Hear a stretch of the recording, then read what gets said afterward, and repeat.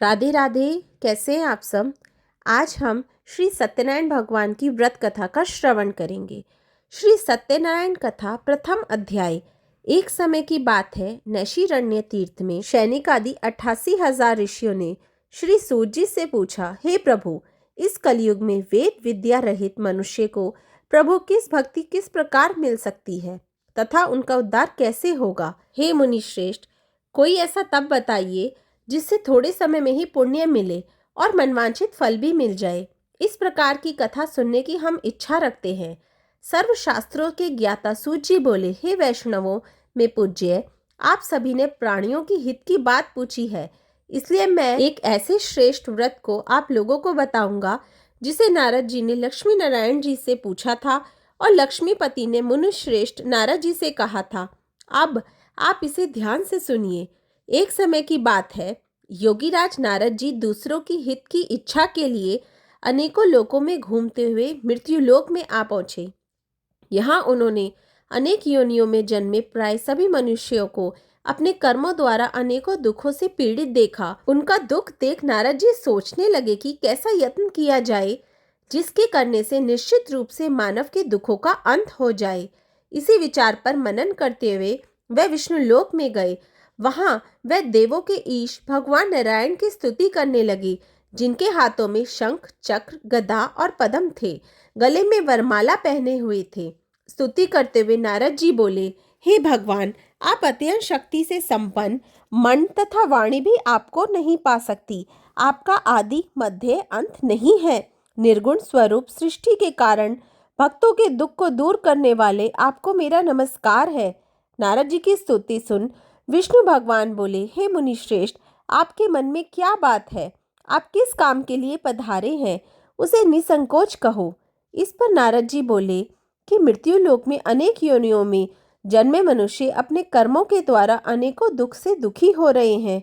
हे नाथ, आप मुझ पर दया रखते हैं तो बताइए कि वो मनुष्य थोड़े प्रयास से ही अपने दुखों से कैसे छुटकारा पा सकते हैं। श्री हरि बोले, हे नारद, मनुष्यों की भलाई के लिए तुमने बहुत अच्छी बात पूछी है। जिसके करने से मनुष्य मोह से छूट जाता है, वह बात मैं कहता हूँ, उसे सुनो। स्वर्ग लोक में व मृत्यु लोक दोनों में एक दुर्लभ उत्तम व्रत है जो पुण्य देने वाला है। आज प्रेमवश होकर मैं उसे तुमसे कहता हूँ। श्री सत्यनारायण भगवान का यह व्रत अच्छी तरह विधान पूर्वक करके मनुष्य तुरंत ही यहाँ सुख भोग कर मरने पर मोक्ष प्राप्त करता है। श्री हरि के वचन सुन नारद जी बोले कि उस व्रत का फल क्या है और उसका क्या विधान है। यह व्रत किसने किया था, इस व्रत को किस दिन करना चाहिए, सभी कुछ विस्तार से बताएं। नारद जी की बात सुन श्री हरि बोले, दुख व शोक को दूर करने वाला यह व्रत सभी स्थानों पर विजय दिलाने वाला है। मानव को भक्ति व श्रद्धा के साथ शाम को श्री सत्यनारायण की पूजा धर्म परायण होकर ब्राह्मणों व बंधुओं के साथ करनी चाहिए। भक्ति भाव से ही निवेद, केले का फल, घी, दूध और गेहूं का आटा सवाया ले।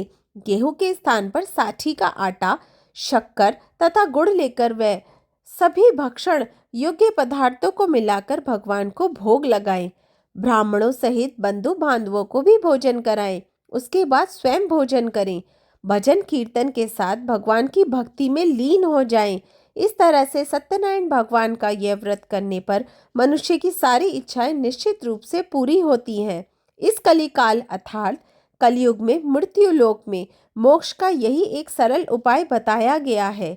इति श्री सत्यनारायण व्रत कथा का प्रथम अध्याय संपूर्ण। श्रीमन नारायण नारायण हरि हरि, भजमन नारायण नारायण हरि हरि। श्री सत्यनारायण कथा द्वितीय अध्याय। सूत जी बोले, हे ऋषियों, जिसने पहले समय में इस व्रत को किया था उसका इतिहास कहता हूँ, ध्यान से सुनो। सुंदर काशीपुरी नगरी में एक अत्यंत निर्धन ब्राह्मण रहता था। भूख प्यास से परेशान वह धरती पर घूमता रहता था। ब्राह्मणों से प्रेम करने वाले भगवान ने एक दिन ब्राह्मण का वेश धारण कर उसके पास जाकर पूछा, हे विप्र, नित्य दुखी होकर तुम पृथ्वी पर क्यों घूमते हो?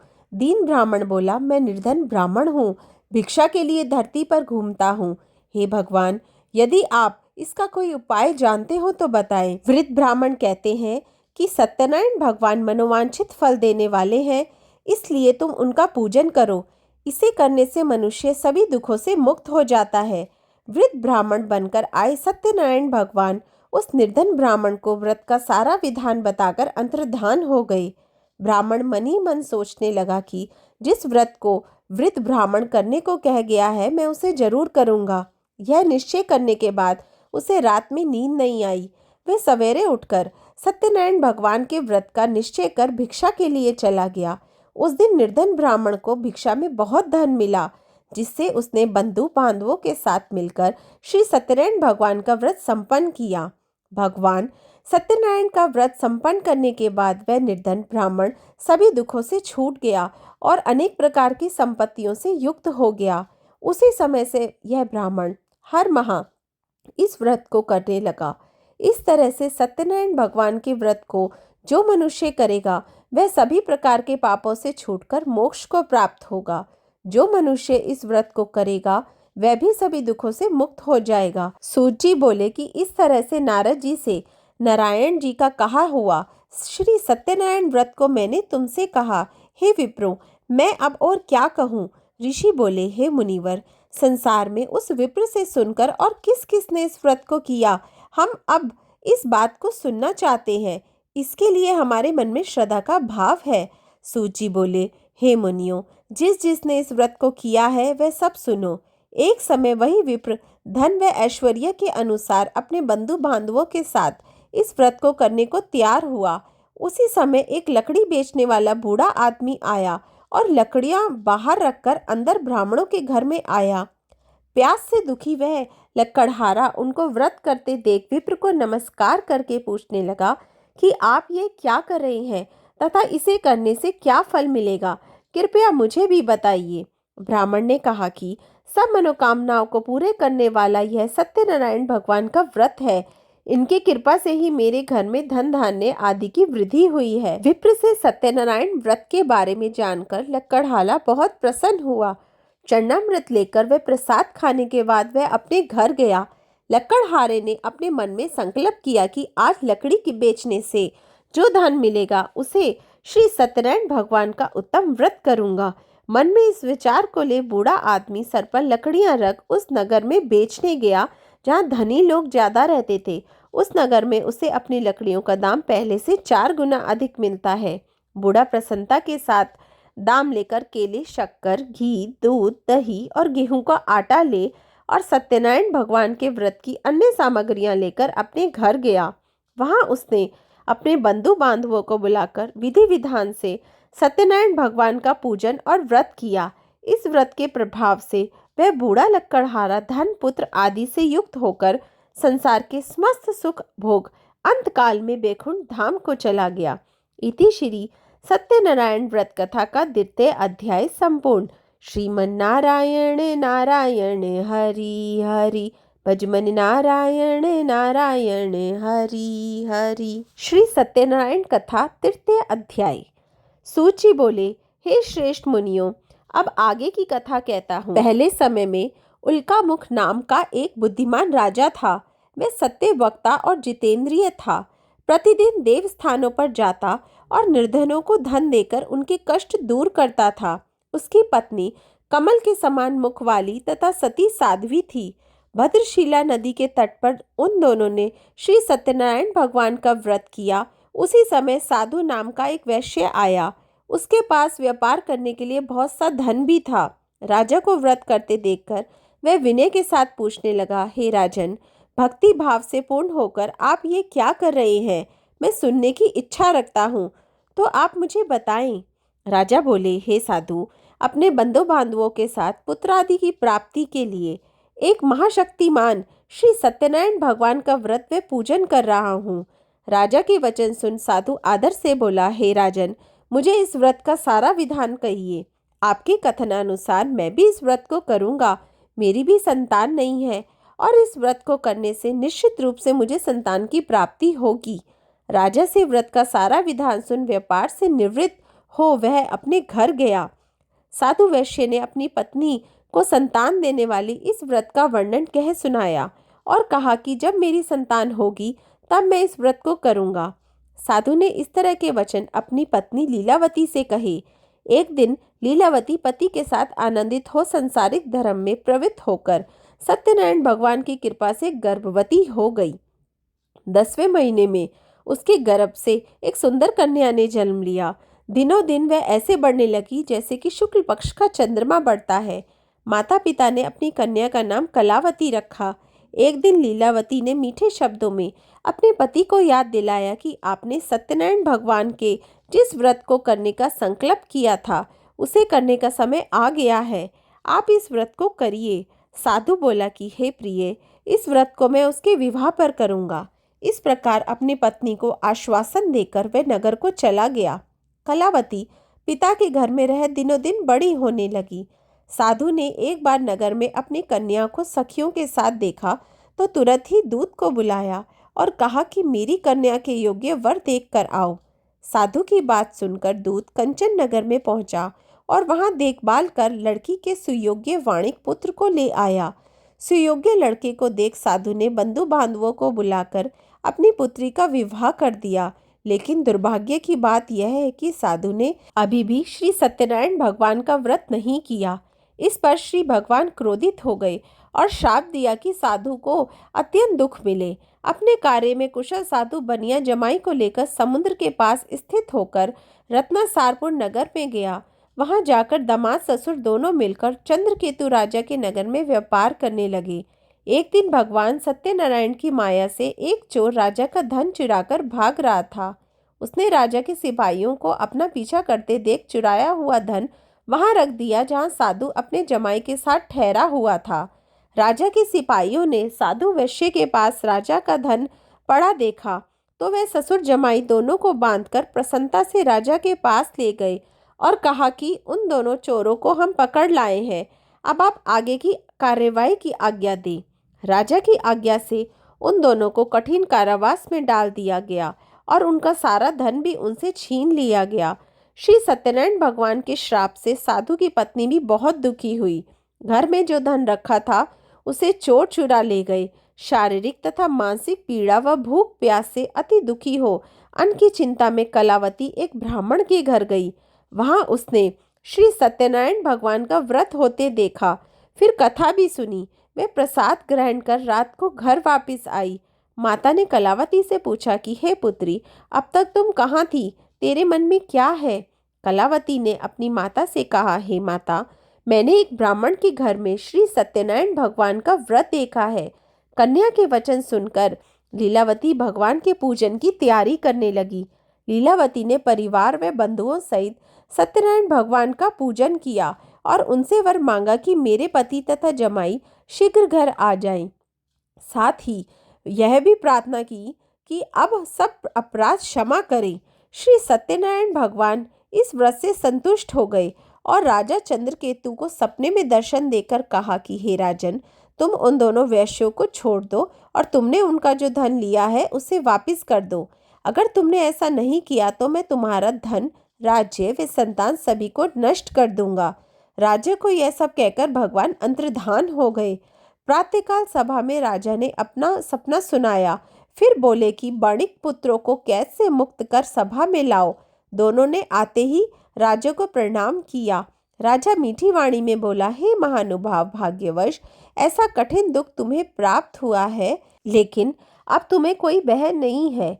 ऐसा कह राजा ने उन दोनों को नए वस्त्राभूषण भी पहनाए और जितना धन उनका लिया था उससे दोगुना धन वापस कर दिया। दोनों वैश्य अपने घर को चल दिए। इति श्री सत्यनारायण व्रत कथा का 3 अध्याय संपूर्ण। श्रीमन नारायण नारायण हरि हरि, भजमन नारायण नारायण हरि हरि। श्री सत्यनारायण कथा 4 अध्याय। सूची बोले, वैश्य ने मंगलाचार कर अपनी यात्रा आरंभ की और अपने नगर की ओर चल दिए। उनकी थोड़ी दूर जाने पर एक दंडी वेशधारी श्री सत्यनारायण ने उनसे पूछा, हे साधु, तेरी नाव में क्या है? अभिवाणी वणिक हंसता हुआ बोला, हे दंडी, आप क्यों पूछते हो? क्या धन लेने की इच्छा है? मेरी नाव में तो बेल व पत्ते भरे हुए हैं। वैश्य के कठोर वचन सुन भगवान बोले, तुम्हारा वचन सत्य हो। दंडी ऐसे वचन कह वहां से दूर चले गए। कुछ दूर जाकर समुद्र के किनारे बैठ गई।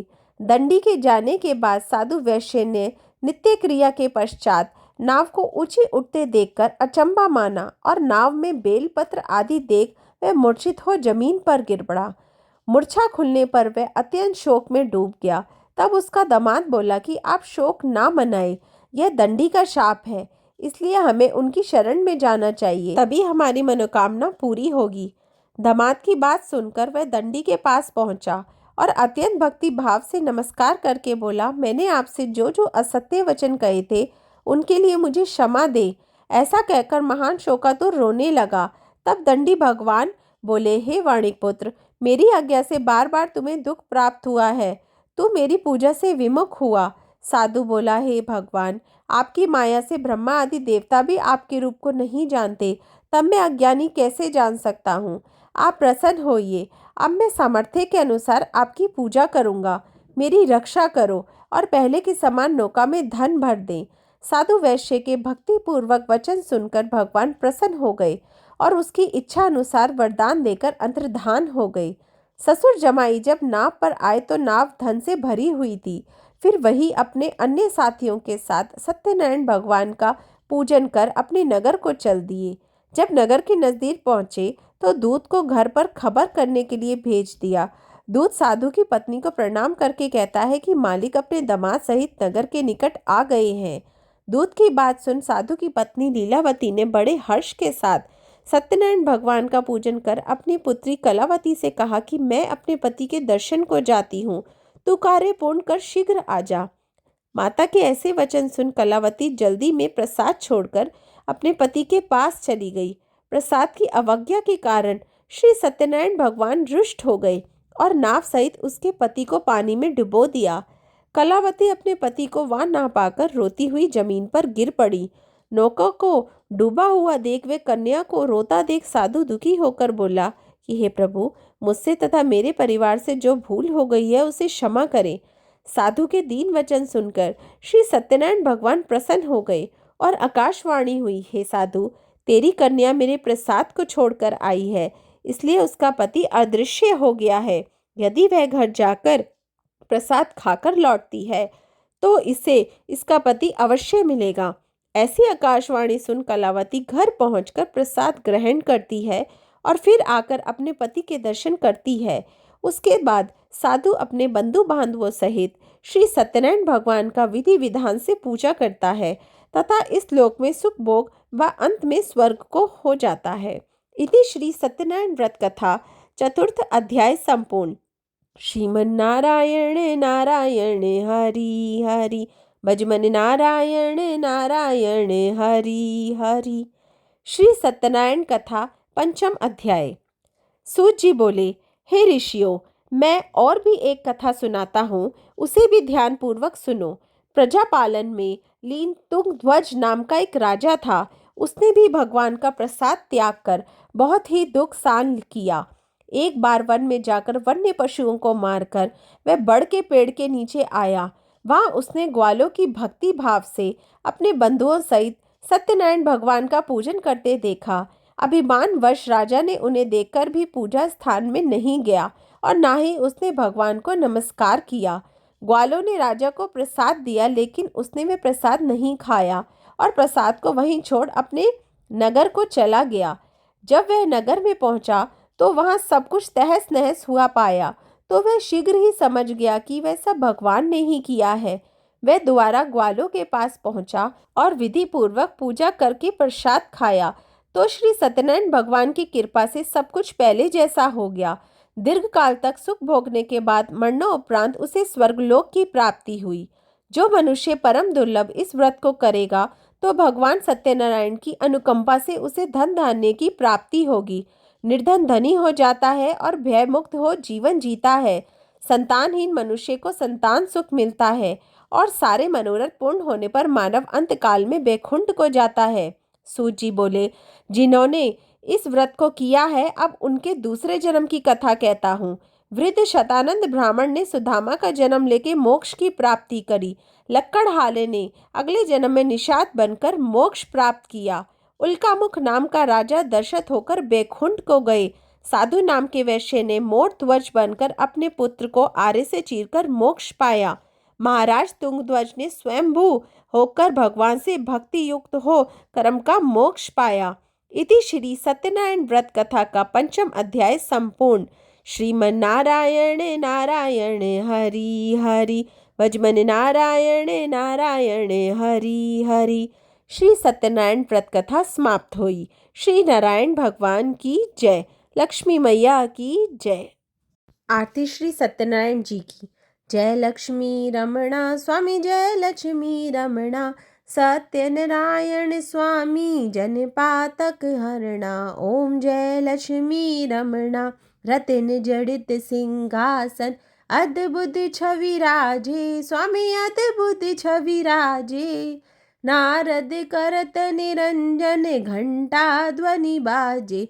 ओम जय लक्ष्मी रमणा, प्रगट भये कलि कारण, द्विज को दरस दियो, स्वामी द्विज को दरस दियो।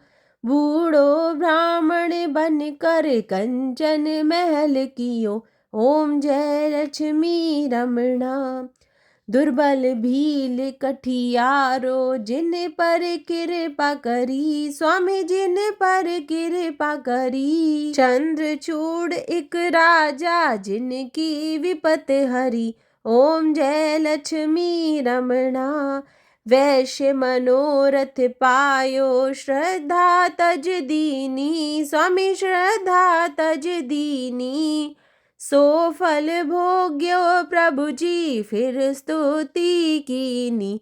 ओम जय लक्ष्मी रमणा, भाव भक्ति के कारण, छिन छिन रूप धरो, स्वामी छिन छिन रूप धरो। श्रद्धा धारण कीनी, तिनके काज सरयो। ओम जय लक्ष्मी रमणा, ग्वाल बाल संग राजा, वन में भक्ति करी, स्वामी वन में भक्ति करी। मन वांछित फल दीनो, दीन दयाल हरि। ओम जय लक्ष्मी रमणा, चढ़त प्रसाद सवायो, कदली फल मेवा, स्वामी कदली फल मेवा। धूप दीप तुलसी से राजी सत्य देवा। ओम जय लक्ष्मी रमणा, श्री सत्यनारायण जी की आरती जो कोई जन गावे, स्वामी प्रेम सहित गावे। कहत शिवानंद स्वामी, कहत हरि हर स्वामी, सुख संपत्ति पावे। ओम जय लक्ष्मी रमणा, स्वामी जय लक्ष्मी रमणा। सत्यनारायण स्वामी जन पातक हरणा। ओम जय लक्ष्मी रमणा। श्री सत्यनारायण भगवान की जय।